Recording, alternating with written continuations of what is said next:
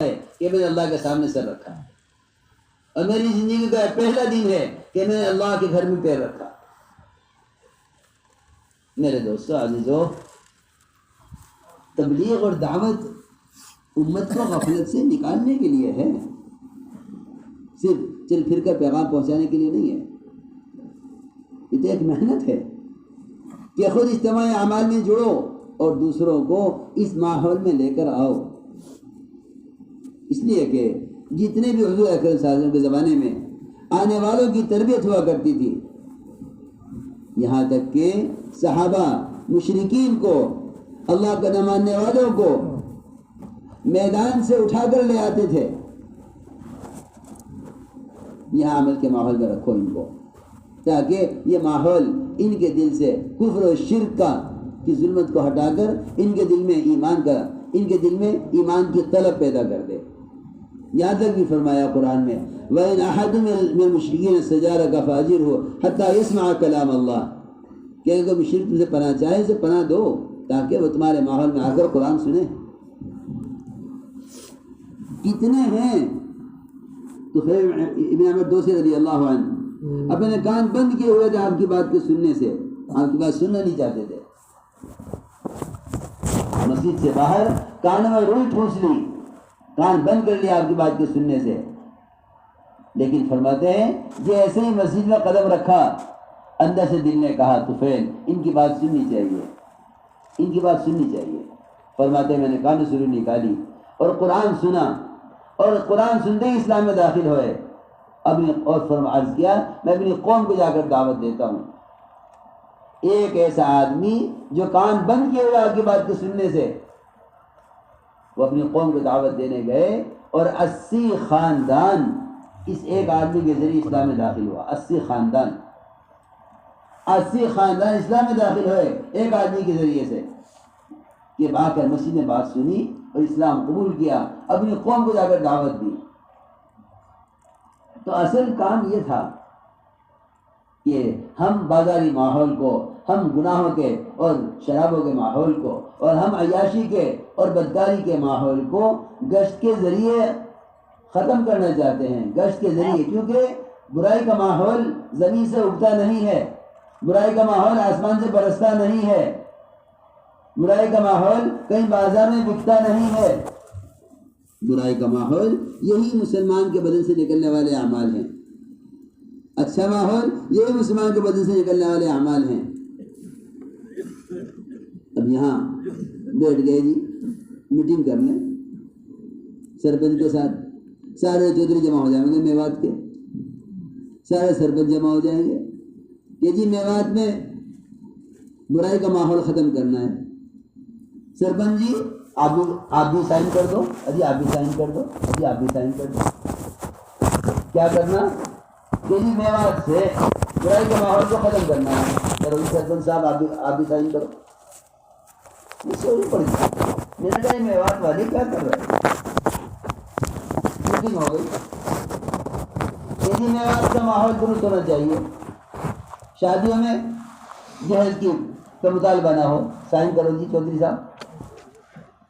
اب کرو نگرانی بیٹھ کے کون کیا کر رہا؟ نہیں، یہ طریقہ ماحول کے بدلنے کا نہیں تھا۔ اگر تم یہ چاہو ہمارے دلوں میں صحابہ والی صفات آویں، ہمارے دلوں میں فرشتوں والی ماننے کی اطاعت کی صفات پیدا ہوں، تو اس کا طریقہ یہ ہے کہ گشت کر کے اس ماحول سے لوگوں کو مسجد کے ماحول میں لے آؤ، کیونکہ اندر سے دل تقاضا کرے گا برائی کو چھوڑنے کا، وہ چھوڑے گا برائی۔ تم لاکھ سائن کرا لو، لاکھ بیٹھ کے میٹنگیں کر لو، اور لاکھ تم بیٹھ کے جو ہے مشورے کر لو، اس سے ماحول بدلے گا نہیں۔ ماحول کے بدلنے کے لیے بازاری ماحول سے لوگوں کو اٹھا کر سمجھا کر عمل کے ماحول میں لانا ہوگا، اس سے سارا ماحول بدل جائے گا، اس سے ماحول بدلے گا۔ کیونکہ فرشتوں کے پروں میں رہ کر جب اٹھے گا وہاں سے، تب اسے معلوم ہوگا کہ بازار کے ماحول میں مسجد کے ماحول میں کیا فرق ہے۔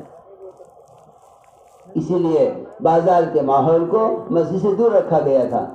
ابو الدرداء رضی اللہ تعالیٰ عنہ صحابی ہیں، فرماتے ہیں میرا دل نہیں چاہتا کہ میری دکان مسجد کے قریب ہو، حالانکہ میں اس دکان سے حلال طریقے سے کماؤں اور تکبیر اولا میری فوت نہ ہو، بغیر سود کے، بغیر جھوٹ کے، بغیر غبن کے کماؤں اور ساری کی ساری کمائی اللہ کے راستے میں خرچ کر دوں، تب بھی مجھے یہ بات پسند نہیں کہ میری دکان مسجد کے قریب ہو۔ کیوں؟ کیا بازار کا ماحول اور مسجد کا ماحول؟ کہ اس بازار کے ماحول کو دور رکھو مسجد سے، گھروں کے ماحول کو دور رکھو مسجد سے، تاکہ تمہیں فرق معلوم ہو کہ مسجد کے اعمال کیا ہیں اور مسجد میں ذکر کا ماحول کیا ہے اور گھروں بازاروں میں غفلت کا ماحول کیا ہے۔ میرے دوستو عزیزوں، اچھی طرح سمجھ لو کہ ہمیں گشتوں کے ذریعے ایک ایک ایمان والے کو مسجد بازار کے ماحول سے اٹھا کر مسجد کے ماحول کی طرف لانا ہے۔ یہ ہے پہلا کام ایمان کے سیکھنے کا، یہ ہے گشت کا اصل مقصد، کیونکہ صحابہ کے گشت کا بھی یہی عنوان تھا جو میں کہہ رہا ہوں۔ صحابہ جو گشت کرتے تھے صحابہ پر، وہ ایمان سیکھنے کے لیے کرتے تھے۔ اب تو امت اس کو بالکل بھولا بیٹھی، اجتماعی طور پر کام کرنے والے بھی اور وہ جو اس کام سے ہمیں جو وابستہ نہیں ہے وہ بھی نہیں جانتے، جو بات بیان کر رہا ہوں وہ بھی نہیں جانتے اس کو۔ وہ سمجھتے تبلیغ والوں کا اپنی کوئی ترتیب ہے گشت کی، نہیں، تبلیغ والوں کی ترتیب نہیں ہے، یہ تو صحابہ کا معمول اور صحابہ کی سیرت ہے۔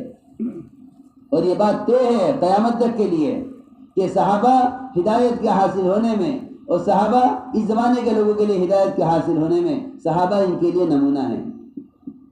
فرمایا میرے صحابہ ستاروں کی طرح ہیں، جس کی تم اقتدا کرو گے ہدایت پا جاؤ گے۔ اب یہ پورا مجمع آج عزم کر لے اس کا، ہمیں خود مسجد والا بننا ہے اور دوسروں کو دعوت دے کر ہمیں اعمال مسجد سے جوڑنا ہے۔ دیکھو تم کیسے بازاروں کا ماحول اور کیسے گناہوں کے اڈے ختم نہیں ہوتے۔ تم 24 گھنٹے مسجدوں کو آباد کرنے کا عزم کرو، اور کیا ماشاءاللہ تم میوات والوں نے اس کام میں پہل کی ہے۔ ابھی ایک جماعت قطر کی آئی تھی، سارے قطر کے شورا کے لوگ تھے، اس میں مشورہ ہو رہا جی حیدرآباد بھیج دو، جی بنگلور بھیج دو، جی وہاں بمبئی بھیج دو، جی وہاں بھیج دو۔ میں نے کہا تم میوات کیوں نہیں بھیجتے؟ میوات والوں نے 24 گھنٹے مسجدیں آباد کر لی ہیں، بھیجو اس ماحول میں، دیکھیں جا کے۔ واپس نظام الدین آئے میوات سے لگا کے حیران ہو گئے، کہنے کہ جی ایسا ماحول دعا کر دو ہمارے ملک میں ایسے ماحول قائم ہو جائے، ہمارے ملک میں ایسی مسجد اعمال قائم ہو جائیں۔ 24 گھنٹے جو مسجد آباد تھی میوات میں، ان مسجدوں سے وقت لگا کے گئے بھی قدر کی جماعت تھی، شورا والے سارے پرانے ساتھی کہنے لگے ہم سے جیسا ہم نے سیرت میں پڑھا ہے مسجد نبوی کا ماحول ہم نے میوات میں دیکھ لیا، لیکن تم میوات والے بھی سوچو گے چلو بھائی جنہیں کر لیا اب وہی ایک نمونہ بن جائے، کوئی جماعت آئے ان کو دکھلا دیجیے اور کبھی تو دیکھ لو یہاں ہے مسجد والا کام نہیں۔ تم اس کا عزم کرو، ہمیں ہر مسجد کو اس ترتیب پر لانا ہے، کیونکہ مسجدوں کا اعمال سے آباد رہنا تو حدیث میں آتا ہے، صحیح روایت ہے، جو عذاب اللہ کے یہاں سے آنا طے ہو چکا ہوتا ہے مسجد کے آباد کرنے والے کی وجہ سے ہٹا دیا جاتا ہے۔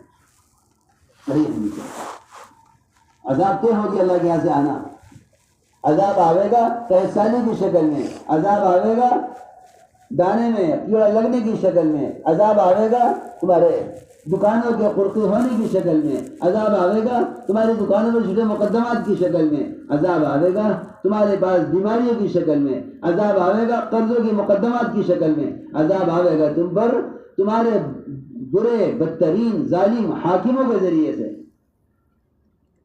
اور تم یوں کہو گے ارے اب کے اسے ووٹ ڈال دیجو، اب کو اسے ووٹ ڈال دیجو، اب کو یوں کر لیجو، اب کو یوں کر لیجو۔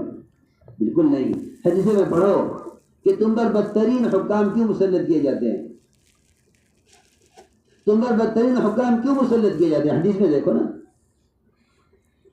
یار آج کل کے لوگ تو بے عقل ہیں، وہ کہتے ہیں انہیں ووٹ نہ دیتے تو تم پریشان نہ ہوتے، بے عقلی کی بات ہے۔ حدیث کو دیکھو گے تو عقل آئے گی۔ یہ فرمایا حضور اکرم صلی اللہ علیہ وسلم نے جیسے تمہارے اعمال ہوں گے، بلکہ ایک روایت میں تو عجیب بات ہے، میں تمہیں بتاؤں ایک حدیث میں کیا فرمایا۔ ایک حدیث میں تو یہ فرمایا، میری بات توجہ سننا سب،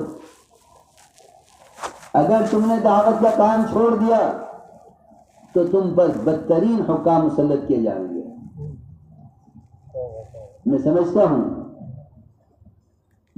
ہوں کہ مسلمان انتظار کرتا رہے کہ جی ہمارا کوئی ایسا حاکم ہم پر آوے جو ہمارا خیال کرے، یہ ہو ہی نہیں سکتا، کیونکہ دعوت کے محنت کو چھوڑ دینے کی وجہ سے بدترین حکام مسلط کر دیے جاتے ہیں۔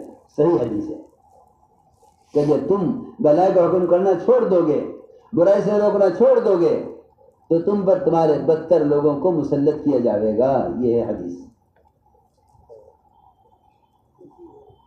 یہ ہے حدیث۔